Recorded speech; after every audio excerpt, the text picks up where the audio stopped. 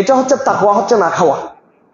তাকওয়া হচ্ছে কি, বিশেষ করে মুরগির গোশত, মুরগির মধ্যে তো, গরুর মধ্যে তো বিসমিল্লাহ বলে, মুসলমান আল্লাহু আকবার বলে ফেলো, এটা এমনি বাইরে থেকে, এটা নামাজ কালাম পড়ো নেই, আর হয়তো মত্তদও খাইছে সকালবেলা, গরু কষাই যারা করে, কিন্তু বলার সময় আল্লাহু আকবার একটা মুক্তি বাইরে যায়।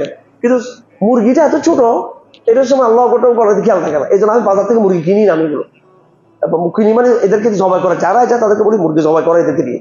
হ্যাঁ, তো এহতিয়াত করতে হবে হোটেলে খাবার সময়, বিশেষ করে মুরগি খাবার সময়। মুরগি খাবার না, মুরগি অ্যাভয়েড করার চেষ্টা করবেন, মুরগি বিশেষ করে।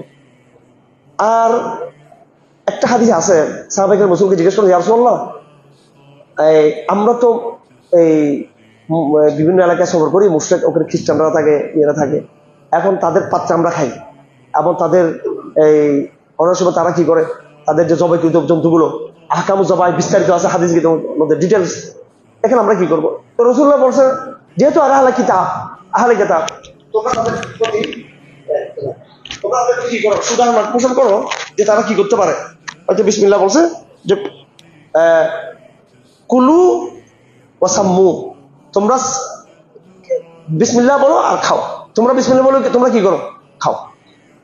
অথচ আমি জানি না এটা বিসমিল্লাহ হয়েছে কিনা, তো সেজন্য আমরা এই যদি খেয়ে ফেলে তাহলে বিসমিল্লাহ বলে খাবো, যদি বিসমিল্লাহ বলে খাবো। আর মুসলিম সমাজে আমরা গরু গোশতের ক্ষেত্রে ভালো তারা গোসল করতে পারি, মুরগির ক্ষেত্রে আমরা কি করতে পারি, এহতিয়াত করতে পারি।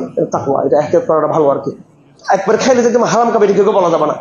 খাবার সময় আমরা সবাই কি বলবো, বিসমিল্লাহ বললো, ওইটা মোটামুটি কিছুটা কেটে যাবে, সন্দেহ যেটা থাকবে।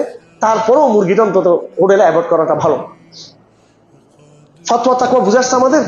ফতোয়া হলো আপনার অবকাশ, তাকওয়া হলো ডেডিকেশন। কেমন? তাকওয়া হলো এটা না, আমি এটা এটা আজিমত। তাকওয়া হলো কি আজিমত, ফতোয়া হলো এটা রুখসত। জি।